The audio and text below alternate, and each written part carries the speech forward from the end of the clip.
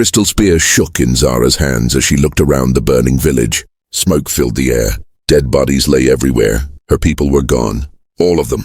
"You are the last one," said the enemy commander. His red eyes glowed in the darkness. Behind him stood 20 soldiers. Each one carried weapons that hummed with deadly power. "Give up now. We will make your death quick." Zara raised her crystal spear. The blue stone at its tip flickered like a dying star. "My people fought for 1,000 years to protect this world. I will not be the one to let them down." The commander laughed. It was a cold, empty sound. "Your people are dead. Your magic crystals are broken. What can one warrior do against 20? "Let's find out," Zara said. The first soldier attacked. Zara spun her spear and struck him down. The crystal flashed bright blue. 2 more came at her from the sides. She jumped high, using her spear to knock both to the ground, but more kept coming. Zara fought like she had never fought before. Her spear moved like lightning. The crystal sang as it cut through the air. She had trained her whole life for this moment. Every move was perfect. Every strike found its target. One by one, the soldiers fell. But there were always more. A blast of energy hit her shoulder. Zara stumbled but kept fighting. Another blast burned her leg. She gritted her teeth and spun her spear in a wide circle, forcing the enemies back. "Impressive," the commander said. "But you are bleeding. You are tired. How long can you last?" Zara knew he was right. Blood ran down her arm. Her breathing was heavy. The crystal in her spear was getting dimmer. Soon it would die completely, but she would not give up. Never. 3 soldiers rushed at her together. Zara met them head-on. Her spear moved so fast it was just a blur of blue light. She struck the first one in the chest, kicked the second one away, brought her spear around to block the third one's attack. That's when it happened. Crack. The crystal spear broke in half. The blue stone fell to the ground and went dark. The magic was gone. Zara stared at the broken pieces in her hands. This spear had been passed down through her family for 10 generations. It had never failed before. The remaining soldiers formed a circle around her. 15 of them, all pointing their weapons at her heart. "Now you see the truth," the commander said. "Your magic is weak. Your weapons are old. This is why your people lost. This is why they all died." Zara dropped the broken spear. She was tired. So very tired. Her village was ash. Her family was gone. Her weapon was destroyed. What was left to fight for? She looked up at the dark sky. Stars twinkled between the clouds of smoke. Somewhere up there, other worlds were fighting the same battle. Some would win. Some would lose. "This is how I die," she whispered to the stars.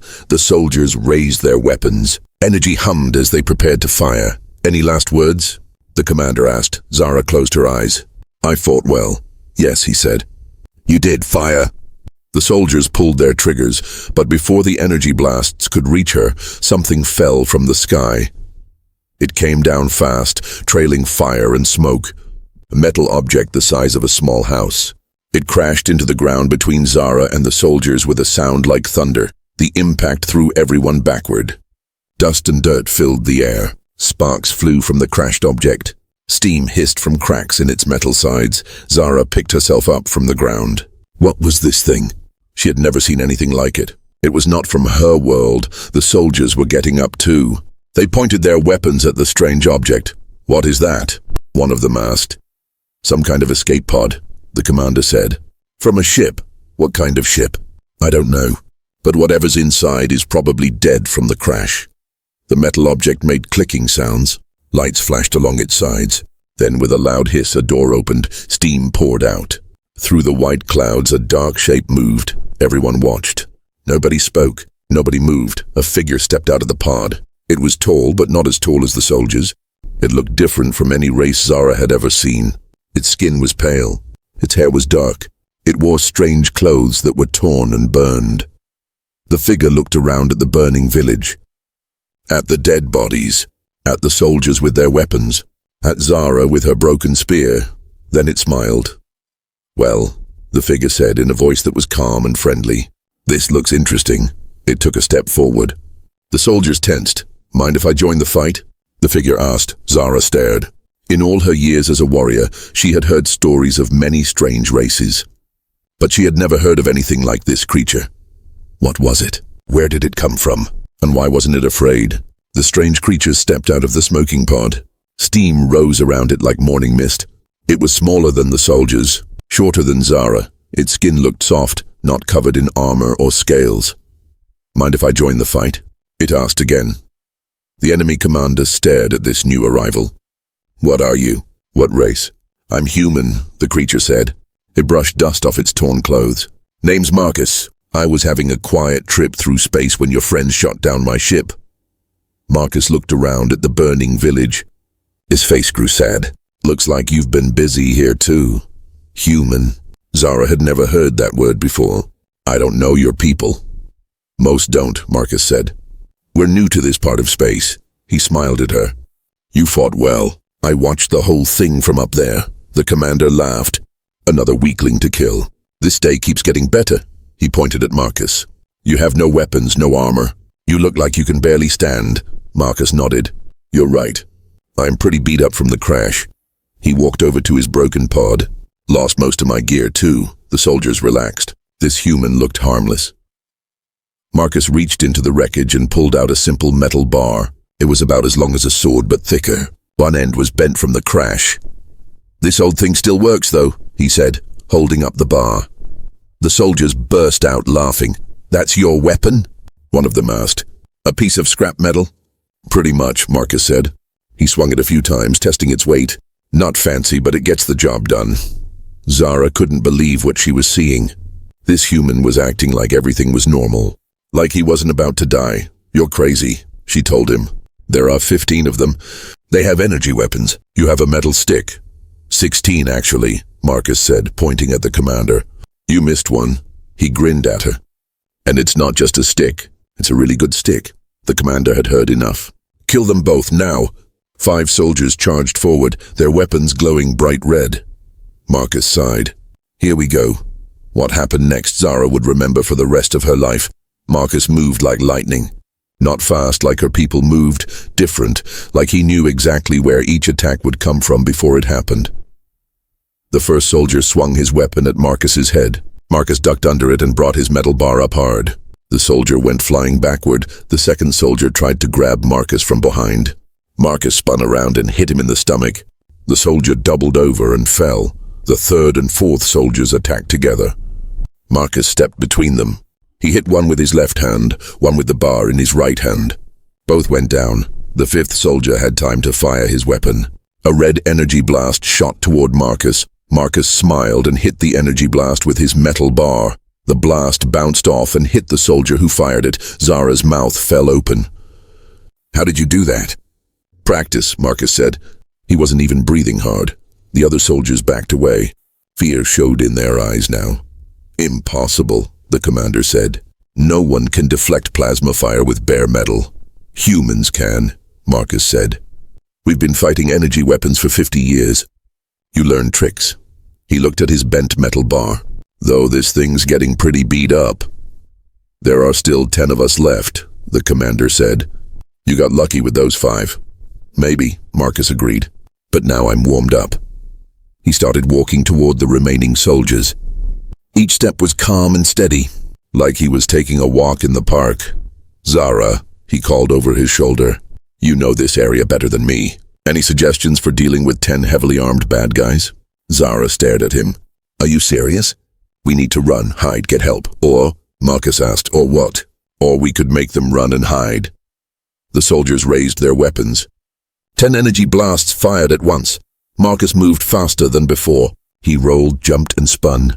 His metal bar flashed in the firelight. Every energy blast either missed him or bounced away. When the light faded, Marcus was standing in the middle of the soldiers. 3 more were on the ground. 7 left, he said cheerfully. That's when they heard it. A low rumbling sound from the distance, getting louder. "Reinforcements," the commander said with a nasty smile. 100 more soldiers. They were coming anyway, but your little show made me call them early. Zara felt her heart sink. Even if this human was amazing, he couldn't fight 100 soldiers. Marcus listened to the rumbling sound. It was getting closer fast. 100, huh? He looked at his dented metal bar. This might be a problem. He turned to Zara. "Got any ideas for getting out of here?" The ground began to shake. In the distance, lights appeared. Lots of lights. The army was almost here. Zara looked at Marcus. This strange human had just done impossible things, but even he had limits. We could try to reach the old caves, she said, but they'll surround us before we get there. Marcus nodded. Then he smiled again. That same calm, confident smile. Caves sound good, he said. But first, let's give them something to think about. He reached into his pocket and pulled out a small device. It was black and smooth with blinking lights. What is that? Zara asked. Human technology, Marcus said. Want to see something really interesting? The ground shook harder. The rumbling sound grew louder. Through the smoke and fire, Zara could see lights moving toward them. Hundreds of lights. The enemy army was almost here. We need to run now, Zara shouted over the noise. Marcus looked at his small black device. The lights on it blinked faster. Or we could make them run. Are you insane? Zara grabbed his arm. That's 100 soldiers. With vehicles. With heavy weapons. Marcus studied her face. Even covered in dirt and blood, he could see she was brave. She had fought 20 soldiers alone.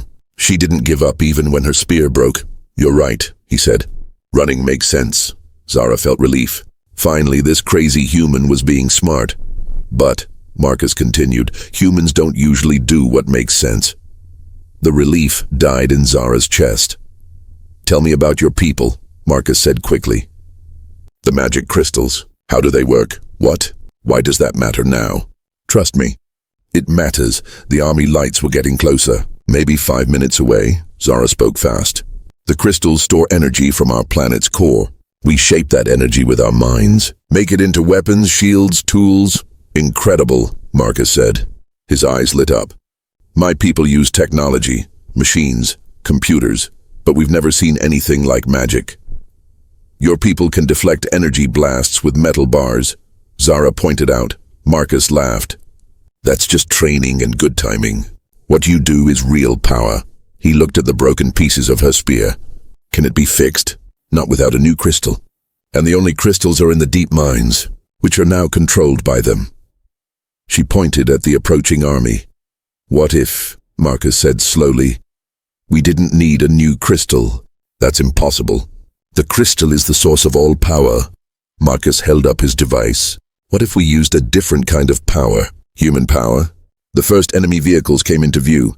Armored trucks with mounted weapons, hover bikes with soldiers riding them, and behind them, marching in perfect lines, came the foot soldiers.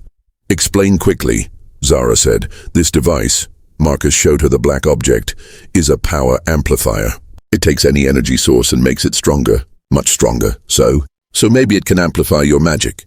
Even without a crystal, Zara stared at him. That's impossible. Magic doesn't work that way. How do you know? Has anyone ever tried mixing human technology with alien magic? The enemy commander who survived Marcus's earlier attack was shouting orders. Surround them! Don't let them escape! Soldiers spread out in a wide circle. Soon Zara and Marcus would be trapped. We're out of time, Marcus said. Do you trust me? Zara looked at this strange human. He had appeared from nowhere, fought impossible odds with a metal bar, stayed calm when anyone else would panic. I don't even know what you are, she said. I'm someone who doesn't give up, Marcus replied. Just like you. The army was closing in, 200 meters away. Now 100. Fine, Zara said. What do I do? Marcus picked up the broken pieces of her spear. The crystal was cracked and dark. The wooden handle was split in half. Hold this, he said, putting the pieces in her hands. It's broken. Dead. Maybe. Or maybe it just needs a different kind of energy. He pressed his device against the cracked crystal. Think about your magic. Feel it like you always do. There's nothing to feel. The crystal is... Forget the crystal, Marcus said firmly. Your people used crystals because that's what they had. But the real power comes from you, from your mind, your spirit. The soldiers were 50 meters away. Weapons charging up. I don't understand, Zara said. You fought 20 soldiers alone. Your spear broke, but you kept fighting. That power didn't come from a rock. It came from inside you. Marcus activated his device. It hummed with energy. Now, he said, remember why you fight. Remember what you're protecting. And push all of that into the spear. Zara closed her eyes. She thought about her village, her family, her people who died defending their world. All the love and anger and determination she felt. She pushed all of it into the broken spear. The device in Marcus's hand grew hot. The crystal began to glow, not blue like before, but white. Pure white. The wooden handle knitted itself back together. The cracks in the crystal sealed. The spear became whole again, but it was different now, stronger. The white light was brighter than any crystal Zara had ever seen. Impossible, she whispered.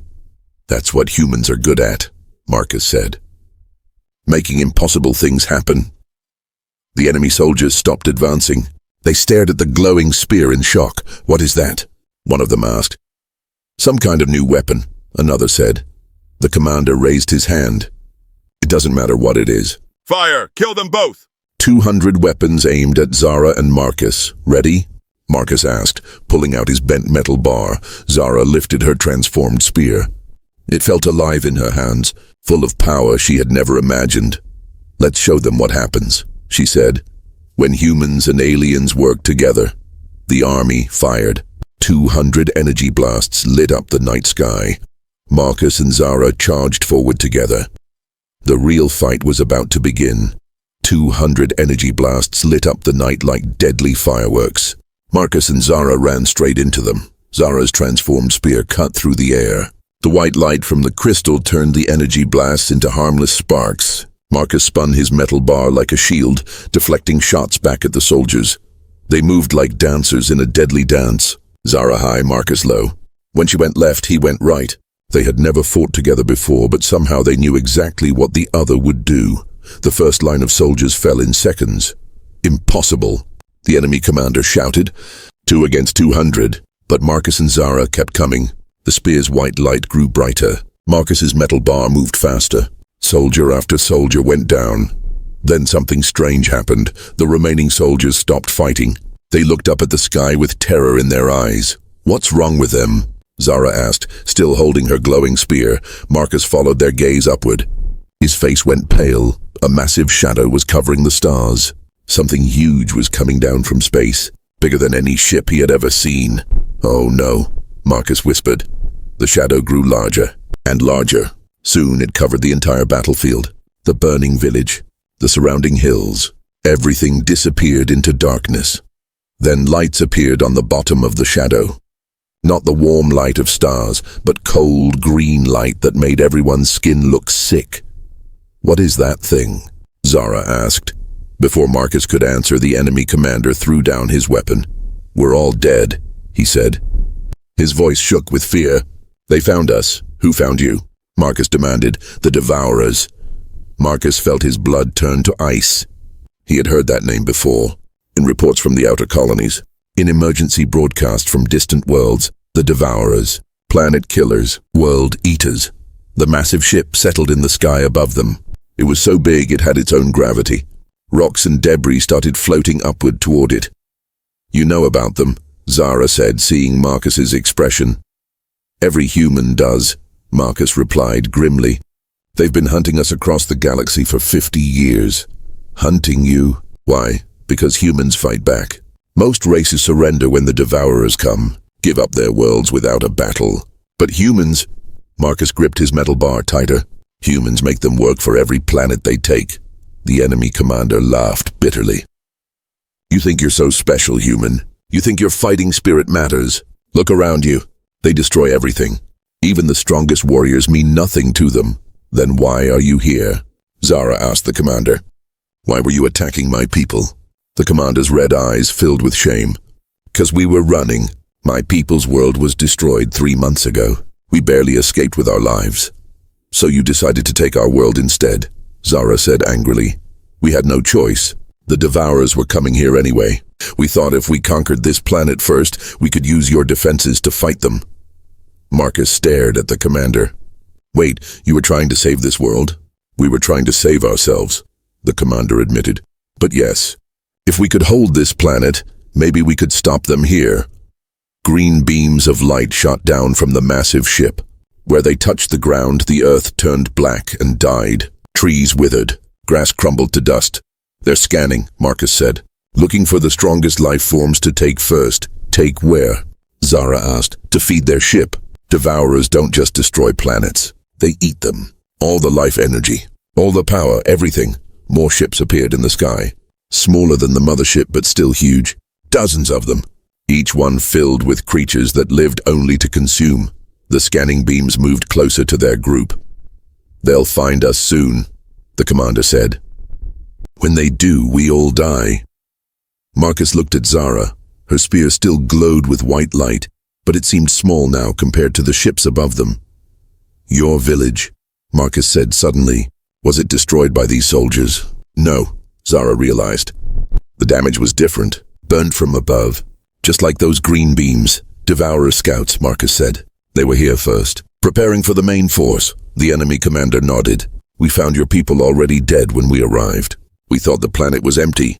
Zara felt sick. Her people hadn't died fighting these soldiers. They had died fighting something much worse. "So what now?" she asked. "Do we keep fighting each other while those things destroy everything?"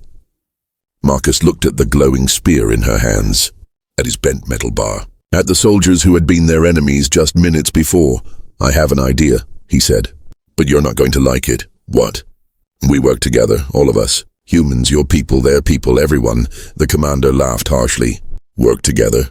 We were trying to kill each other 5 minutes ago."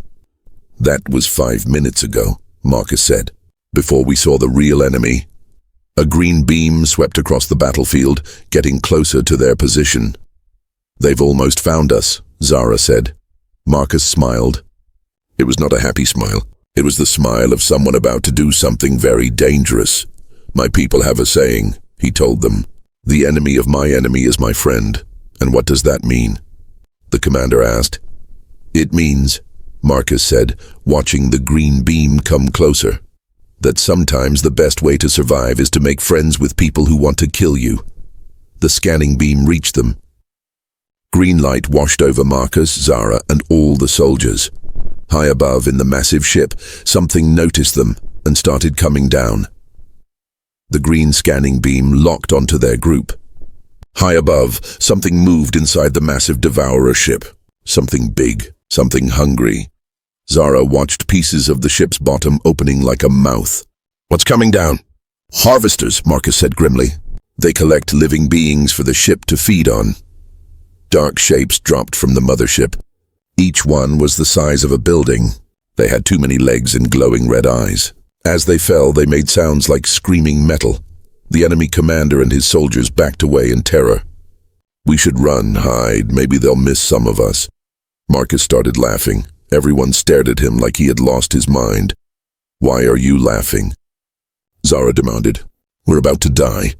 "That's exactly when humans are most dangerous," Marcus said, wiping tears from his eyes.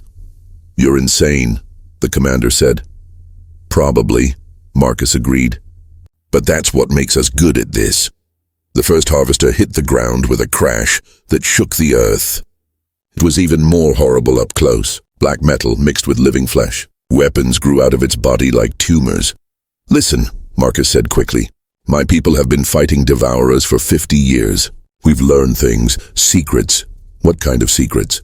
Zara asked, raising her glowing spear. "The Devourers are old, ancient. They've been eating worlds for millions of years. They're used to races that give up easy, that don't adapt." A second harvester landed, then a third. "So?" the commander asked. "So they have weaknesses, but you have to be creative to find them." Marcus reached into his crashed pod and pulled out more devices. "Good thing humans are very creative." The harvesters started moving toward them. Each step left burning footprints in the ground. "What are those?" Zara pointed at Marcus's new devices. "Experimental weapons. My ship was carrying them to Earth's research labs." Marcus started handing them out. "This one disrupts energy fields. This one creates force barriers. This one," he paused. "Actually, I'm not sure what this one does. The scientists just said, don't activate it unless you're about to die." "We're about to die," Zara pointed out. "Good point." Marcus showed them how to use the human weapons. The enemy soldiers watched in amazement as simple-looking devices created shields of pure energy. "Impossible," one soldier whispered. "How do you make technology so small but so powerful?" "We had to," Marcus explained while attaching a device to Zara's spear. "When you're always fighting bigger enemies, you learn to be clever instead of strong." The first harvester reached them. It raised one massive leg to crush them all. Zara stepped forward.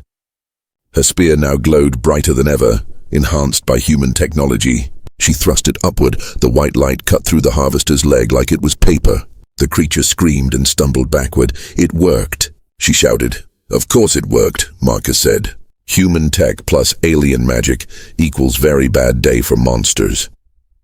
He showed the soldiers how to modify their energy weapons with his devices. Suddenly, their red energy blasts turned into brilliant white beams that could hurt the harvesters. "Now we fight back," Marcus announced. "But there are dozens of them," the commander protested. "So, humans have a philosophy about that." "What philosophy?" Marcus smiled his dangerous smile. "If you're going to fight impossible odds, you might as well have fun doing it." The battle began again. But this time it was different. Zara moved like lightning, her enhanced spear cutting through harvester armor. The enemy soldiers, now allies, used their modified weapons to drive back the massive creatures.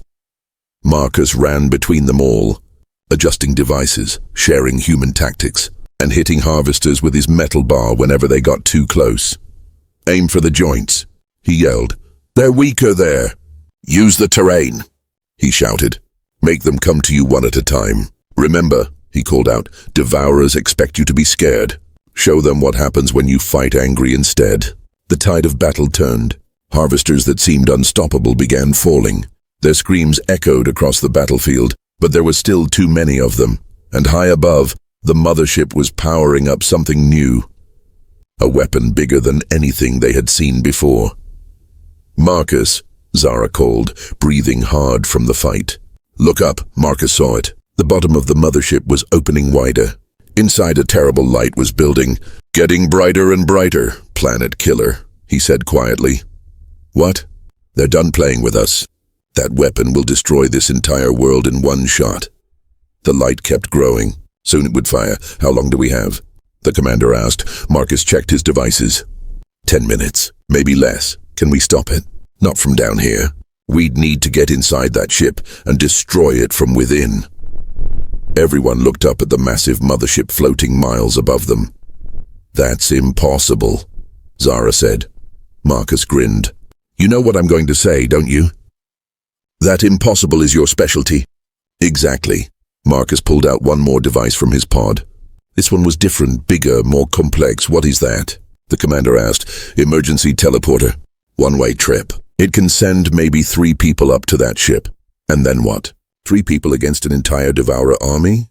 Marcus looked at Zara, at her glowing spear, at the soldiers who had become their allies.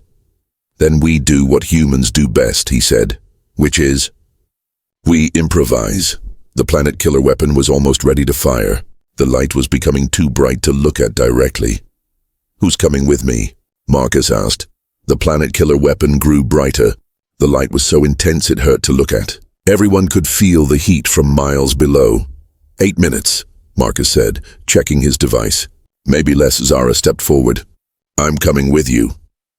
"This is suicide," the enemy commander said.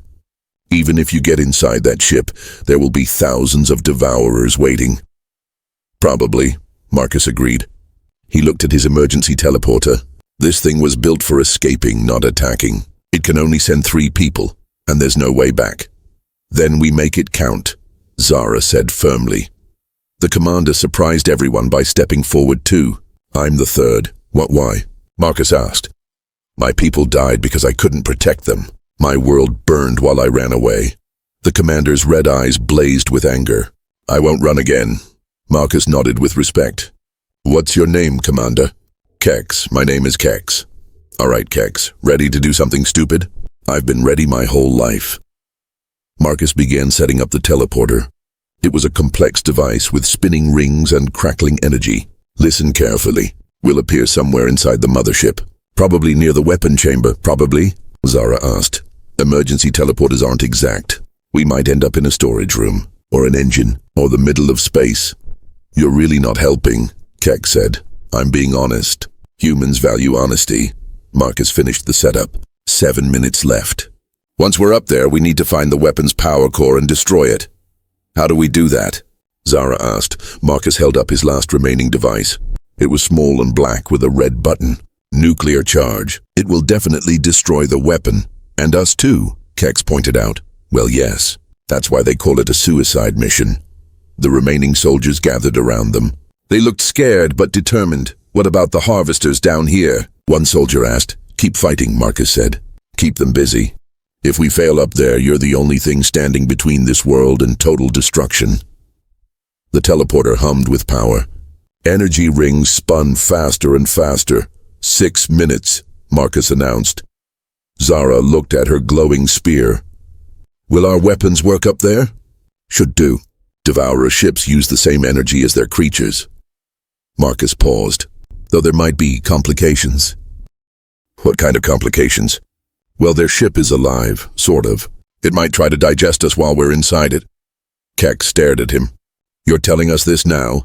I didn't want to worry you earlier. 5 minutes. Someone shouted from below. The planet killer weapon was almost ready. The light was becoming a focused beam, aimed directly at the planet's surface. Time to go, Marcus said. He stepped into the teleporter's energy field. Zara and Kex joined him. The spinning rings surrounded all three of them. Any last words? Marcus asked. Yeah, Zara said. When we get up there, try not to get us all killed in the first 30 seconds. I make no promises. Marcus activated the teleporter. The world disappeared in a flash of white light. When the light faded, they were standing in a nightmare. The inside of the Devourer ship was like being inside a giant stomach. The walls pulsed like living flesh. Strange liquids dripped from the ceiling. The air smelled like death and decay. This is disgusting, Keck said, trying not to breathe through his nose. Could be worse, Marcus said, looking around. How? We could be digested already. The walls around them started moving. Closing in. You spoke too soon, Zara said. They ran down a corridor that looked like an intestine. Behind them, the walls pressed together with wet, squishing sounds. Which way to the weapon? Keck shouted. Follow the power lines. Marcus pointed at thick tubes running along the ceiling. They pulsed. With the same terrible light as the planet killer weapon, they ran faster. The ship's living walls tried to grab them with tentacle-like growths. Zara cut them away with her spear. Kex blasted them with his modified weapon. 4 minutes, Marcus called. They reached a huge chamber. In the center was the weapon's power core. It was beautiful and horrible at the same time. A massive crystal that contained the energy of destroyed worlds. There, Marcus said. We destroy that. We stop the weapon. But between them and the core were 50 devourers. Each one was twice the size of the harvesters they fought on the ground. The creatures turned toward them. Their eyes glowed with hunger. 50 against 3, Keck said. Those are terrible odds. Zara agreed. Marcus pulled out his nuclear device. Good thing we're not planning to fight them. We're not. Nope. We're planning to run straight through them. The devourers started moving toward them. Fast. Are you insane? Kex asked. Completely, Marcus said happily. But that's what makes this plan brilliant. He started running toward the massive enemies. Zara and Kex followed because there was nowhere else to go. 3 minutes. Marcus yelled. The first devourer reached for them. With claws the size of swords, Marcus smiled and pressed a button on his nuclear device. Hope this works, he said. A countdown timer appeared on the device. 30, 29, 28. The nuclear device counted down. 27, 26, 25. 50 massive devourers charged toward Marcus, Zara, and Kex. Each creature was a nightmare of claws, teeth, and hunger. You activated it early, Zara shouted as they ran. Trust me, Marcus yelled back. 3, 22. The first devourer swung its claws at Marcus. He ducked and kept running. The claw tore through the ship's living wall, spraying black blood everywhere. What's the plan? Kex demanded, blasting enemies with his modified weapon. We don't fight them, Marcus said. We make them fight each other. 21, 20, 19. Marcus threw the nuclear device high into the air. It sailed over the heads of the charging devourers, straight toward the power core. Every devourer in the chamber stopped chasing the heroes. Their hungry eyes locked onto the nuclear device. They all wanted it. Mine. 17, 16. The devourers crashed into each other, fighting to catch the device. Claws ripped into flesh. Teeth tore at armor. The creatures that had hunted together for millions of years turned on each other in an instant. Brilliant, Zara breathed. That's the human way, Marcus said. When you can't beat them, make them beat themselves. 14. 13. While the Devourers fought, Marcus, Zara, and Kex ran toward the power core. It was huge, glowing with the stolen energy of 1,000 dead worlds. How do we destroy it? Kex asked. We don't, Marcus said. We steal it. What? 12, 11, 10. Marcus pulled out his last device, the one that had enhanced Zara's spear. Your magic can absorb energy, right? From crystals? Yes, but this isn't a crystal. It's something else entirely. Same principle. Energy is energy. Marcus attached his device to the core. Can you drain it? All of it? Zara stared at the massive power source. That much energy would kill me. 8, 7. Not if we share it, Kex said suddenly. He touched his hand to the core. My people can channel energy too. Together maybe we can contain it. And then what? Zara asked. Marcus smiled.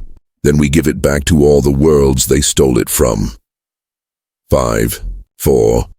The nuclear device fell toward them, still surrounded by fighting Devourers. In seconds it would explode and destroy everything. Zara and Kex placed their hands on the power core. Marcus activated his enhancement device. Energy poured into them. Not the gentle power of natural crystals, but the raw, screaming energy of destroyed civilizations. 2, 1. The nuclear device exploded, but instead of destroying the ship, the explosion was absorbed into Zara and Kex. They glowed like stars, their bodies barely able to contain the massive forces flowing through them. Now, Marcus shouted. Together they reversed the flow. Instead of the core taking energy from dead worlds, they forced it to give energy back. The power core cracked, then shattered, then exploded in a burst of pure light. The light spread through the ship, through space, across the galaxy. On every world the Devourers had touched, dead ground came back to life. Withered trees grew green again. Poisoned rivers ran clean. The massive Devourer ship began to fall apart. Without the stolen energy, it couldn't hold itself together. We need to get out of here, Kex said weakly. The teleporter was one way, Marcus reminded him. Then we make a new way, Zara said. Her spear still glowed with absorbed power. Stand back. She raised the spear and cut a hole in reality itself. Through the opening, they could see the planet below. Impossible, Kex whispered. You keep using that word, Marcus said, stepping toward the portal. I don't think it means what you think it means. They jumped through just as the Devourer mothership exploded behind them. They fell through the sky like shooting stars. At the last second, Zara used her remaining power to slow their descent. They crashed into the battlefield below, alive but exhausted. The soldiers, human, alien, and former enemy alike, cheered as they saw the mothership's destruction. The remaining harvesters on the ground collapsed without the mothership's power. Is it over? Someone asked. Marcus looked up at the sky. Other Devourer ships were retreating, fleeing to distant stars. This battle is over, he said. But there will be more. Then we'll be ready, Zara said, helping him to his feet. All of us together, Kex added, looking at the mixed group of soldiers. 1 year later, Zara stood on the deck of a human starship. Through the window she could see Earth, a blue and green world full of life and hope. Marcus appeared beside her. Ready for the graduation ceremony? Are you sure about this? Training aliens to fight like humans. Why not? You've been teaching us about magic. Fair trade. Behind them, the ship's corridor bustled with activity. Humans and aliens worked side by side, learning from each other, preparing for the battles to come. Incoming message, the ship's computer announced. Priority alert from the outer colonies. Marcus and Zara exchanged looks. The Devourers? She asked. Probably, but this time we'll be ready for them. The message played. Unknown threat detected in Sector 7. Entire star systems going dark. This is bigger than the Devourers. Much bigger. Requesting immediate assistance. Marcus smiled. Well, that sounds interesting. Interesting is one word for it, Zara said. Ready to save the galaxy again? Marcus asked. With you? Always. As their ship changed course toward the unknown threat, Marcus thought about something his grandfather used to say. The universe is a big place full of big problems. Good thing humans specialize in impossible solutions. Behind them, Earth grew smaller. Ahead of them, new adventures waited, but that's a story for another day.